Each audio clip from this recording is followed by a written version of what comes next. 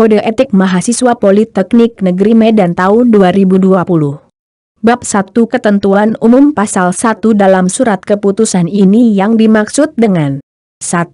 Kode etik mahasiswa adalah pedoman tertulis yang merupakan standar perilaku bagi mahasiswa Politeknik Negeri Medan dalam berinteraksi dengan sesama mahasiswa, tenaga pendidik dan tenaga kependidikan, alumni, dan masyarakat luas dalam lingkup pelaksanaan kegiatan pembelajaran dan ekstrakurikuler.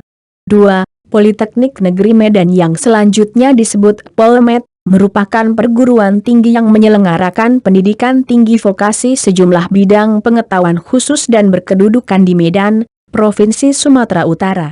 3. Direktur adalah unsur pelaksana yang menjalankan fungsi penetapan kebijakan akademik dan non-akademik untuk dan atas nama menteri. 4. Wakil Direktur Bidang Kemahasiswaan adalah pembina pelaksanaan kegiatan kemahasiswaan dalam keorganisasian dan kegiatan kurikuler, kokurikuler maupun ekstrakurikuler dan bertindak sebagai koordinator dalam penyaluran beasiswa. 5. Jurusan adalah koordinator pelaksana akademik yang bertanggung jawab mengelola sumber daya untuk pelaksanaan pendidikan yang dilakukan oleh semua program studi yang ada di bawahnya.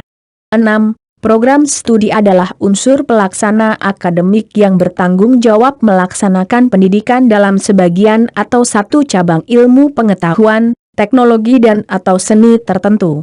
7. Dosen adalah pendidik profesional dan ilmuwan dengan tugas utama mentransformasikan, mengembangkan, dan menyebarluaskan ilmu pengetahuan, teknologi, dan atau seni melalui pendidikan, penelitian, dan pengabdian kepada masyarakat.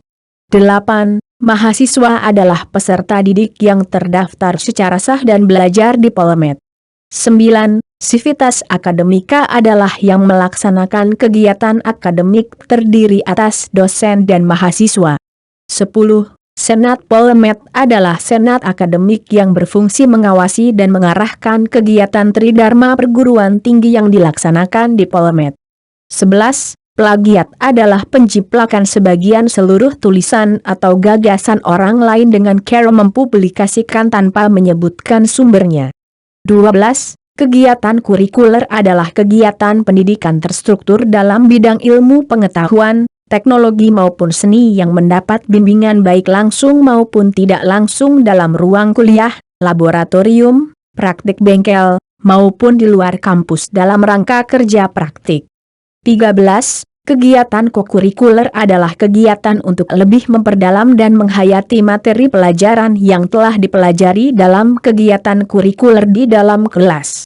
14. Kegiatan ekstrakurikuler adalah seluruh kegiatan di luar kurikuler yang dapat diikuti dan atau dilakukan oleh mahasiswa dan meliputi pengembangan bidang penalaran dan keilmuan, minat bakat, kegemaran, upaya-upaya perbaikan kesejahteraan mahasiswa, maupun kegiatan pengabdian kepada masyarakat.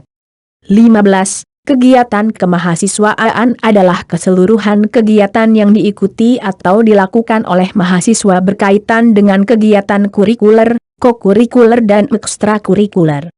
16. Beasiswa adalah bantuan yang diberikan oleh Polmed, instansi lembaga pemerintah, swasta maupun asing, yayasan maupun perorangan, dan lembaga lainnya, yang sifatnya tidak mengikat atau mengikat, ditujukan bagi mahasiswa yang memenuhi persyaratan dari pemberi beasiswa.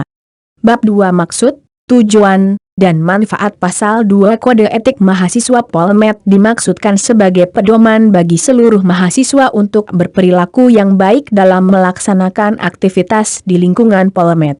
Pasal 3 Tujuan yang dicapai melalui penyusunan dan pelaksanaan Kode Etik Mahasiswa Polmed adalah untuk 1. Mewujudkan komitmen bersama antara mahasiswa dalam mendukung terwujudnya visi, misi dan tujuan Polmed. 2. Membentuk mahasiswa yang beriman dan bertakwa terhadap Tuhan Yang Maha Esa, berilmu dan berakhlak mulia. 3. Menciptakan proses pembelajaran yang tertib dan teratur dengan iklim akademik yang kondusif. 4. Membentuk mahasiswa yang berdisiplin tinggi, beretika dan patuh terhadap aturan dan norma kehidupan kampus. Pasal 4 Manfaat Kode Etik Mahasiswa Polmed adalah 1. Memberi koreksi diri bagi mahasiswa untuk berperilaku dengan baik. 2. Menciptakan kenyamanan dan keharmonisan dalam pergaulan antar mahasiswa, mahasiswa dengan tenaga pendidik, tenaga kependidikan, dan pimpinan. Bab 3 Syarat, Tugas, dan Tata Tertib. Pasal 5 Syarat menjadi mahasiswa Polmed. 1. Beriman dan bertakwa kepada Tuhan Yang Maha Esa. 2. Berwawasan Pancasila dan Undang-Undang Dasar 1945. 3. Memiliki ijazah SMA, MA, SMK atau sederajat. 4. Lulus seleksi, lolos verifikasi data, memenuhi persyaratan lain dan terdaftar pada salah satu program studi yang diselenggarakan di Polmed. Pasal 6 Tugas Mahasiswa Polmed. 1. Mengikuti semua kegiatan akademik sesuai dengan jadwal perkuliahan. 2. Mengembangkan bidang keahlian atau ilmunya dengan bimbingan dosen. 3. Mengikuti bimbingan dan pengarahan dari dosen dalam melakukan kegiatan tridharma perguruan tinggi. Pasal 7 Dalam mengembangkan bidang keahlian atau ilmunya mahasiswa dapat dilibatkan dalam penelitian dan pengabdian kepada masyarakat yang dilaksanakan dosen, tendik dan PLP. Pasal 8 Tata Tertib Mahasiswa Polmed di lingkungan kampus sebagai berikut. 1. Memiliki disiplin tinggi dan bertingkah laku baik. 2. Hadir mengikuti kuliah tepat waktu. 3. Menjaga kebersihan dan ketertiban. 4. Mematuhi peraturan keselamatan kerja untuk mencegah terjadinya kecelakaan. 5. Bertanggung jawab dalam menjaga barang inventaris Polmed dari kerusakan dan kehilangan. 6. Berpenampilan rapi dan sopan sesuai dengan etika dan susila. Bab 4 Hak dan Kewajiban. Pasal 9 Mahasiswa Polmed berhak 1. Memperoleh pendidikan dan pengajaran sesuai dengan bidang ilmu dan minat yang diinginkan menurut aturan yang telah ditetapkan. 2. Menggunakan fasilitas sarana prasarana yang ada di kampus untuk kepentingan menunjang terlaksananya kegiatan kurikuler, kokurikuler dan ekstrakurikuler menurut tata cara yang berlaku. 3. Pengembangan kreativitas yang positif, dan pengembangan prestasi menurut tata cara yang berlaku. 4. Mengikuti kegiatan kurikuler, kokurikuler maupun ekstrakurikuler menurut tata cara yang berlaku. 5. Mengikuti tata cara, aturan pelaksanaan program praktik industri diatur dalam Pedoman Pelaksanaan Praktik Industri.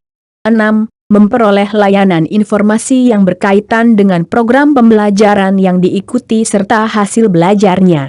7. Memperoleh layanan beasiswa dengan ketentuan, persyaratan, yang sesuai dengan peraturan yang berlaku.